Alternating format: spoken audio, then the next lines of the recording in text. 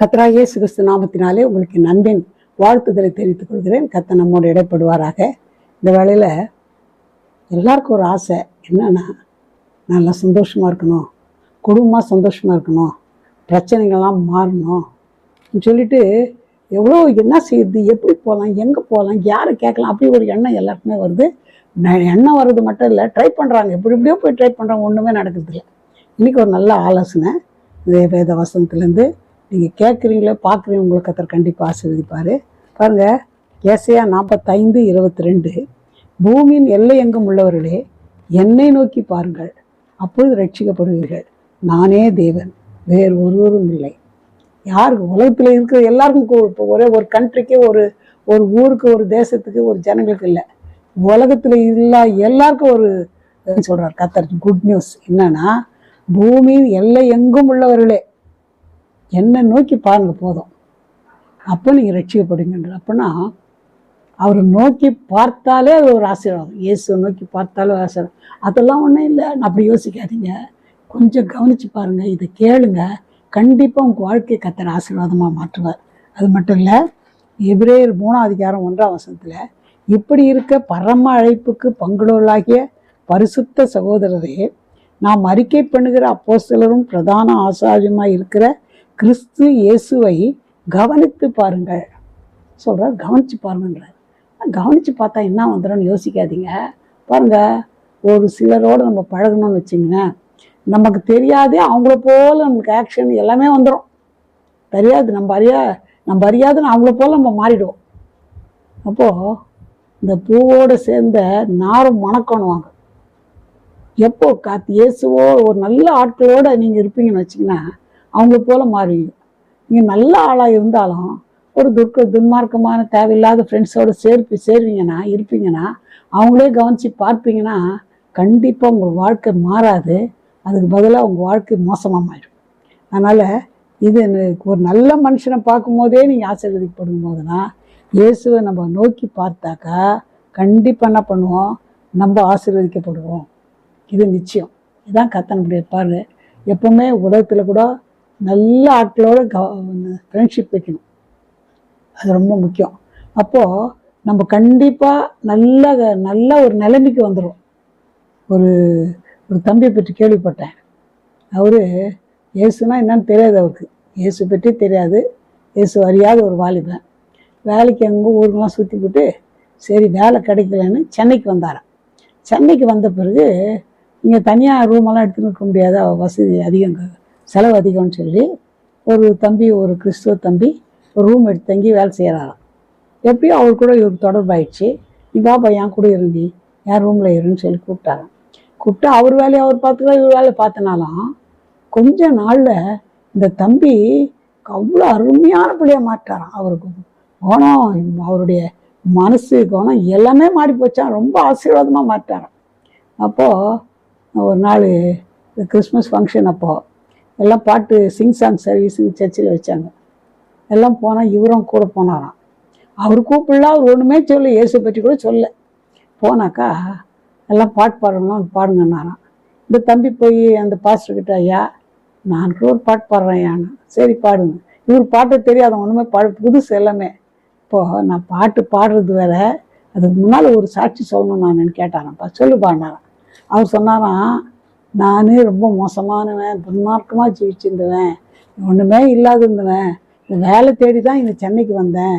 என் கூட ஒரு அண்ணன் இருந்தார், அவர் கூட அவர் ரூமில் தங்க சொன்னால் தங்கினா, அவர் போகிறது வர்றது, அவர் ஜெபிக்கிறது, அவர் குணம் என்ன அன்பா, அவர் யாரும் நான் யாரோ, ஏன்னா இவ்வளோ அன்பாக கவனிக்கிறதெல்லாம் பார்த்தா அவர் கூடவே இருக்கணும் போல். அவர் கூடவே இருக்க என்னை முழுதுமாக நான் மாறிட்டேன். எப்படி மாறிட்டேன்னா, அவர்கிட்ட போய் அவர் இயேசு பேர் சொல்லவே இல்லை. அவர் இயேசுடைய பிள்ளை, இயேசுவோடு நெருக்கமாக இருந்ததுனால அவரோடு நான் நெருக்கமாக இருக்க நானும் அவரை போல் மாறிட்டேன்னு சாட்சி சொன்னாங்க. பாருங்கள், இயேசு அறிஞ்ச ஒரு பிள்ளையோட நெருக்கமாக இருந்தப்பே அவ்வளோ ஆசீர்வாதம்னா, இயேசுவையே ரோல் மாடலை வச்சு அவரை பின்பற்றுவானா கண்டிப்பாக நம்ம பிரகாசிக்கப்படுவோம். இது நம்ம நிலைமை, சூழ்நிலை, பேக்ரவுண்ட் எப்படி இருந்தாலும் பரவாயில்ல, அவரை மட்டும் நம்புங்க, அவரை சார்ந்து கர்த்தர் அற்புதம் செய்வார். இன்னொரு வசனம் பாருங்க, அவர்கள் அவரை நோக்கி பார்த்து பிரகாசம் அடைந்தார்கள், அவர்கள் முகங்கள் வெட்கப்படவில்லை. நோக்கி பார்த்தாலும் முகமே பிரகாசம் அடைஞ்சிருதுன்னா வெட்கப்பட விடவே மாட்டார். நீங்கள் வெட்கப்பட்ட நிலைமையில் இருக்கிறீங்களா, எனக்கு யாரும் இல்லைன்றீங்களா, எனக்கு எந்த ஆதரவு இல்லைன்றீங்களா, எனக்கு கவனிக்கிறவர்களை யோசிக்கிறீங்களா, அந்த சூழ்நிலை இருந்தால் கவலையே படாதீங்க. இது உங்களுக்காக தான் கர்த்தர் இந்த வசனத்தை பேசுகிறார். உங்களை கண்டிப்பாக ஒரு ஆசீர்வாதமான பாத்திரமாக கர்த்தர் மாற்றுவார். எப்போ இயேசுவை நோக்கி பாருங்க, இயேசுவை கவனமாக பாருங்கன்னு சொன்னால், கவனித்து பாருங்கன்னா அவர் கவனித்து பார்க்க பார்க்க நம்ம வாழ்க்கையே மாறிடும். இதுன்னா இது எனக்கு புரிஞ்சல் நினைக்காதீங்க. இந்த வசனம் இது நான் ஏன் வசனம் இல்லை, ஏன் வார்த்தை இல்லை, கர்த்தருடைய வசனம் சொல்லி நீங்கள் செய்து பாருங்க, வாழ்க்கையே மாறும். பாருங்க, முதல்ல இயேசு பற்றி நம்ம பார்க்கும்போது அவர் என்ன பண்ணுவார்னா எப்பவுமே ஜெபம் பண்ணுவார். அவர் தேவாதேவன் தான் மனுஷனாக உலகத்துக்கு வந்தார். அவர் வந்தால் அவருக்கு என்ன ஒன்று எப்பவுமே பிதாவோட ஜெபம் பண்ணினே இருப்பார். மத்தேயு 14:23 அவர் ஜனங்களை அனுப்பிவிட்ட பின்பு தனித்து ஜெபம் பண்ணி ஒரு மலையில் மேல் ஏறி சாயங்காலமான போது அங்கே தனிமையாக இருந்தார். பகலெல்லாம் ஓடி ஓடி ஓடி செய்வார், வியாதிஸ்தர் சுகமாக்குவார், எல்லாமே செய்வார். சாயங்காலம் ஆனால் மலை மேலே ஏறிடுவார். ஏறி என்ன பண்ணுவார்னா தனியாக பிதாவோடு பேசிக்கொண்டே ஜெபம் பண்ணி கொண்டே இருப்பார். அவர் ஊழியத்தினுடைய ஆசீர்வாத ரகசியமே அவர் முகமாக பிரகாசமாக இருக்கும். அவர் என்ன செய்தாலும் காரியங்கள்லாம் பாக்கி செய்தாருன்னா காரணம் அவன் பிதாவோடு அவர் என்ன பண்ணுவார், தனிமையாக போய் எப்போ ஜெபம் பண்ணுவார். அது மட்டும் இல்லை, எப்போ அதிகாலையில் போய் ஜெபம் பண்ணுவார் தனித்து. இன்னொரு வசனம் லூக்கா 6:12 நாட்களில் அவர் ஜெபம் பண்ணும்படி ஒரு மலையின் மேல் ஏறி முழுதும் தேவனை நோக்கி ஜெபம் பண்ணி கொண்டிருந்தார். காலையில் ஜெபம் பண்ணுவார், சாயங்காலம் ஜெபம் பண்ணுவார், இரவெல்லாம் ஜெபம் பண்ணுவார். அப்படி கர்த்தரே பிதாவே சார்ந்ததுனால, கர்த்தர் சொன்ன மாதிரி செய்ததுனால, ஜெபம் பண்ணதுனால அவர் பெரிய அநேகருக்கு ஆசீர்வாதமாக இருந்தார். அவர் பார்த்தாலும் பிசாசு நடுங்கும், அவர் வார்த்தை சொன்னாலும் பிசாசு நடுங்கும். எப்போ இப்படி நன்மை செய்யறாகவே சுற்றி திருந்தான்னு பார்க்குறோம். அதனால் நம்ம அவருடைய ஜெபத்தை போல் நம்ம என்ன பண்ணோம், அவரோடு சும்மா பார்த்துன்னுக்கிறது இல்லை, அவரை பார்த்து அவர் போல் நம்ம செய்வோமானா நம்ம கூட ஆசீர்வதிக்கப்படுறது நிச்சயம். அது மட்டும் இல்லை, அடுத்த காரணம் பார்க்கும்போது அவர் ஆவியானுடைய பரிசுத்தாவினால் அபிஷேகத்தில் நிறைந்திருந்தார்.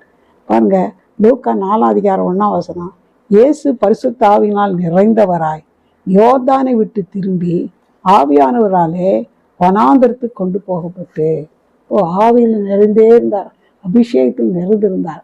அதனால் நீங்கள் கூட ஆவியில் நிரம்பி இருக்கணும்னா முதல் காரியம் இயேசு போல் மாறணுன்னா நம்ம என்ன பண்ணனா, முக்கியமான ஒரு காரியம் நம்ம செய்ய வேண்டியது என்ன பண்ணனா, அவர்கிட்ட வந்து அவரை போல் ஜெபிக்கிறது மட்டும் இல்லை, நம்ம அவரை போல் அபிஷேகம் பெற்றுக்கொள்ளணும்னா இன்னொரு முக்கியமான காரியம் என்ன செய்யறேன்னா, அவர் பாவம் இல்லாதவராக இருந்தார். யோவான் 8:46 என்னிடத்தில் பாவம் உண்டு என்று யார் என்னை குற்றப்படுத்தக்கூடும், நான் சத்தியத்தை சொல்லியிருக்க நீங்கள் என்னை ஏன் விசுவாசிக்கிறது இல்லை, என்னில் பாவம் இருக்குது நீங்கள் யார் சொல்ல முடியுன்றார். பாவம் இல்லாதவராகவே ஜீவித்தார். அப்போது இன்னொரு வசனம் 1 பேதுரு 2:22 அவர் பாவம் செய்யவில்லை, அவருடைய வாயில் வஞ்சனை காணப்படவும் இல்லை. பாவமே செய்யல, அவர் வாயில வஞ்சனை இல்லை. பாருங்க, இப்போ அவரோடு கூட பேசும்போது அவரோடு கூட பழகும்போது நம்மளை கூட கர்த்தர் அதே மாதிரி கர்த்தர் மாற்றிடுவார். அது மட்டும் இல்லை, அவர் அபிஷேகம் பெற்றிருந்தார். இப்போ நம்ம என்ன செய்யணும்னா, முதல்ல அவரை போல பாவம் இல்லாத ஜீவிக்கணும்னு சொன்னால் ஒரு காரியம் செய்யணும். அது என்னன்னா, உலகத்தில் எல்லாம் நான் என்ன பாவம் செய்தேன், நான் யாருக்கு துரோகம் பண்ணேன்னு சொல்லாதீங்க. எல்லாரும் பாவம் செய்து தேவ மகிமை அற்றவர்களானான்னு வேத வசனம் சொல்லுது. எல்லாம் பிறந்த குழந்தை கொஞ்சம் வளர்கிறதுக்குள்ளேயே போய் பேசுது, திருடுது, என்னென்னோ ஏமாத்துது, எல்லா வேலையும் செய்யுது. ஏன்னா நான் கூடவே பாவத்திலே தான் மனுஷன் பிறக்கிறான். பாவத்தில் பாவத்திலே இருக்கிறதுனால இந்த பாவத்தில் நமக்கு மீட்பு வரணும்னா நம்ம இயேசு போல பாவம் இல்லாத வாழணும்னா ஒரு காரியம் செய்யணும். அது என்னன்னா, அவர்கிட்ட இயேசுவே நான் பாவி, இயேசு உலகத்தில் பிறந்ததுக்கு ஒரே காரணம் என்னன்னா நம்ம பாவங்களை மன்னிக்கணுன்றது அவருடைய விருப்பம். நம்ம பாவத்திலேருந்து விடுதலை பெறணும்னு தான். அந்த பாவத்தை விடுதலைக்கு அது பரிகாரம் எதுவுமே செய்ய முடியாது. ஒரே பரிகாரியம், நம்ம பாவத்தை அவர் சுமந்து நமக்காக அடிபட்டு ரத்தம் செஞ்சதுனால அவர் ரத்தத்தினால நம்ம கழுவு பண்ணோன்னு, இயேசுவே என் உள்ளத்தில் வாங்க, என் பாவம்லாம் இதெல்லாம் பாவம்லாம் செய்கிறேன், அடிக்கடி செய்கிறேன், எத்தனையோ பாவத்துக்கு அடிமையாக இருக்கிறேன், ரத்தத்தினால என்னை கழுவுங்க, என்னை பரிசுத்தப்படுத்துங்கன்னு கேட்டு பாருங்க. கண்டிப்பாக ஒரு ரத்தம் நம்மளை கழுவி பரிசுத்தப்படுத்தும். அப்போ அவரை போல் நம்ம பாவம் இல்லாமல் நம்ம ஜீவிக்க முடியும். அது மட்டும் இல்லை, அப்படி இருக்கும்போது கர்த்தர் என்ன செய்வார்னா நம்மளை பரிசுத்தாவினால் கூட அபிஷேகிப்பார். அவர் எப்படி பரிசுத்தாவினால் அபிஷேகித்து நிறைந்திருந்தாரோ அப்போ ஆவியில் அபிஷேகம் பெற்றிருந்தாக்கா அதுக்கு ஒரு வசனம் இது பாருங்க, சகரியா 4:6. அப்பொழுது அவர் செருபாபேலுக்கு சொல்லப்படுகிற கர்த்தருடைய வார்த்தை என்னவென்றால், பலத்தினாலும் அல்ல பராக்கிரமத்தினாலும் அல்ல என்னுடைய ஆவினால் ஆகும் என்று கர்த்தர் சொல்லுகிறார். இப்போ என்ன ட்ரை பண்ணாலும் என்ன பிரயாசப்பட்டாலும் ஒன்றுமே நடக்க மாட்டேங்குது, என்ன பிரயோஜனம்? அப்படி யோசிக்காதீங்க. இதுதான் ரகசியம். சூட்சத்தில் மோட்சம்னுவாங்க, அந்த மாதிரி இதுதான் ரகசியம். நீங்கள் அவரோட கூட பழகி பாருங்க, அவரோட கூடங்க, அவர் விட்டு பாருங்க. கண்டிப்பாக என்ன பண்ணுவார், உங்களை அவரை போல மாற்றிடுவார். அவர் செய்கிற காரியங்களாம் வாய்க்க செய்து நம்முடைய காரியங்களை கர்த்தர் வாய்க்க செய்வார். அவருடைய வசனம் அவ்வளோ பவர்ஃபுல்லாக இருக்கும். வார்த்தைங்க பாருங்க, யோவான் 7:15. அப்போ யூதர்கள் இவர் கல்லாதவராய் இருந்தும் வேத எழுத்துக்களை எப்படி அறிந்திருக்கிறார் என்று ஆச்சரியப்பட்டார். படிக்கல, எங்கே ஸ்கூலுக்கு போன மாதிரி இல்லை.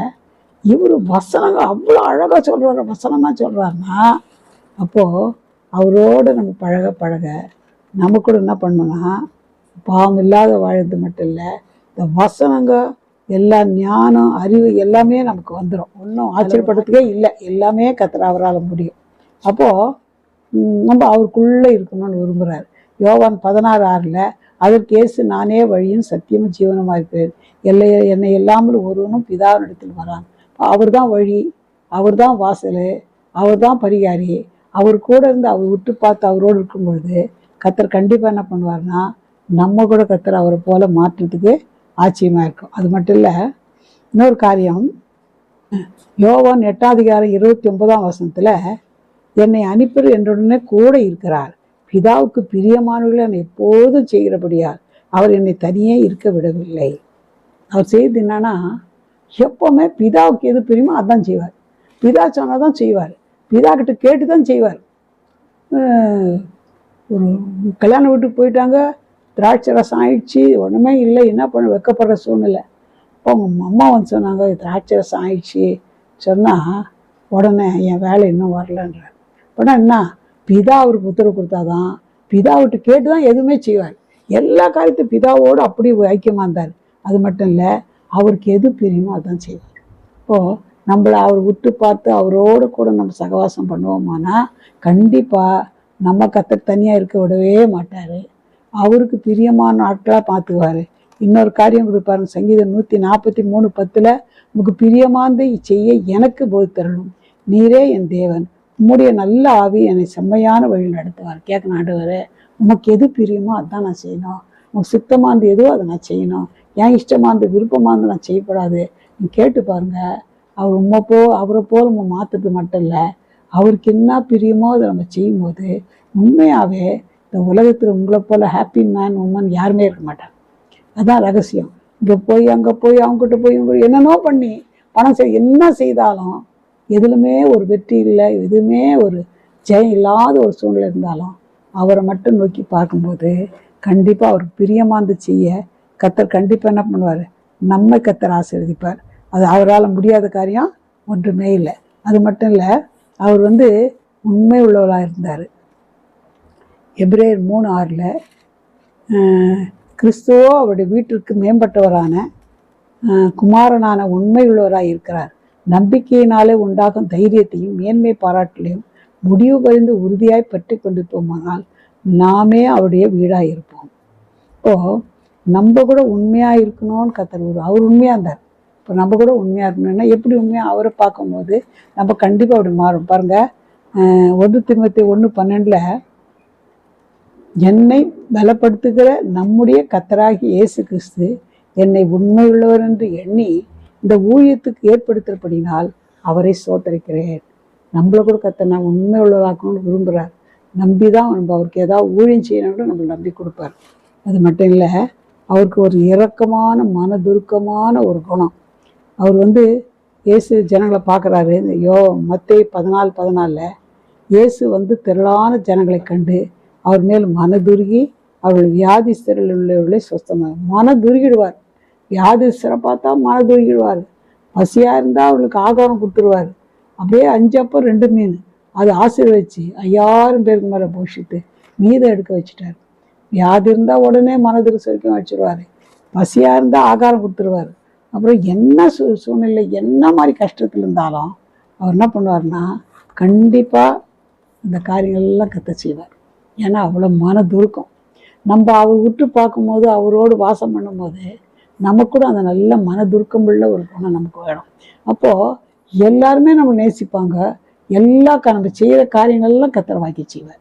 ஏன்னா அவர் நம்மோட கூட இருக்கும்போது, அவரை போல் நம்ம மாறும்போது கண்டிப்பாக எல்லா காரியத்தையும் நம்ம செய்கிற எல்லா காரியம் ஆசீர்வாதமாக இருக்கும். நீங்கள் எவ்வளோ கஷ்டப்படுறீங்க, எங்கெங்கோ ஓடுறீங்க, என்னென்னமோ செய்றீங்க, ஒன்றுமே நடக்க மாட்டேங்குது. இப்போ இந்த மாதிரி செய்து பாருங்கள், இயேசுவை நோக்கி பாருங்கள், இயேசுவை கேளுங்க, என்னோட கூட இருங்க, என் பாவத்தை மேலே கேட்டு பாருங்கள், உங்களை கத்தர் அப்படியே அவரை போலவே மாற்றிடுவார். அவரோட பழகி சமாதானமாயிரும். அதனால் நமக்கு நன்மை வரும்னு வசனம் சொல்லுது. அதனால் அவரோட பழகுங்க, அவரோட பேசுங்க, உங்கள் காரியங்கள்லாம் அவர்கிட்ட சொல்லுங்கள்.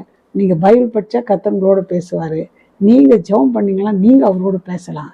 உங்கள் காரியங்கள்லாம் ஒன்று அவர்கிட்ட சொல்லி பாருங்களேன். சின்னதோ பெருசோ அவர்கிட்ட சொல்லி அவரோட பழகிருங்க. கண்டிப்பாக உங்களை அவரை போல மாற்றிடுவார். உங்கள் வாழ்க்கையை பிரகாசமான வாழ்க்கையை, ஆசீர்வாதமான வாழ்க்கையை, எங்கெங்கே உங்களை தலை குந்து வெக்கப்பட்டு போனீங்களோ அந்த இடத்துல தலை நிமிர்ந்து இருக்க கத்தர் உதவி செய்வார். கண்டிப்பாக உங்களை ஆசீர்வதிப்பார். உங்கள் வாழ்க்கை ஒரு பிரகாசமான வாழ்க்கையாக, அநேகருக்கு ஆசீர்வாதமான ஒரு வாழ்க்கையை கத்தர் மாற்றுவார். நம்ம ஜெபிக்கலாமா? எங்கள் நேசிதான பரம்பிதாவே, நல்ல வேலைக்காக நன்றியோடு துதிக்கிற ஐயா. ஜனங்கள் ராங் ரூட்டில் பாருங்க, என்னென்னோ யோசிக்கிறாங்க, எப்படி வெற்றி பெறலாம், என்ன செய்யலாம், ஒன்றுமே நடக்க மாட்டேங்குது. இன்றைக்கி நல்ல ஒரு ஆலோசனை கொடுத்தீங்க, நமக்கு நன்றி அப்பா. ஆண்டவரே, அவரோடு பழகி சமாதானமாக இருக்குன்னு சொன்னீங்கப்பா. அவர் நோக்கி பாருங்கன்னு சொன்னீங்கப்பா.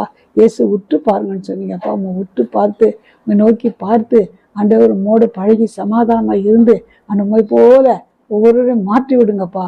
ஐயோ, இது நடக்கலை, அது நடக்கலை, இதில் கஷ்டம், அதில் கஷ்டம், பிரச்சனை, வேதனை, கண்ணீர், கவலை, கடந்தல்ல, கேஸு, இந்த மாதிரி பயங்கரமான காரியங்களை கட்டப்பட்டு என்ன செய்ய தெரியாத கஷ்டப்படுகிற மக்களுக்காக இந்த வேலையில் நான் ஜெபிக்கிறேன்ப்பா.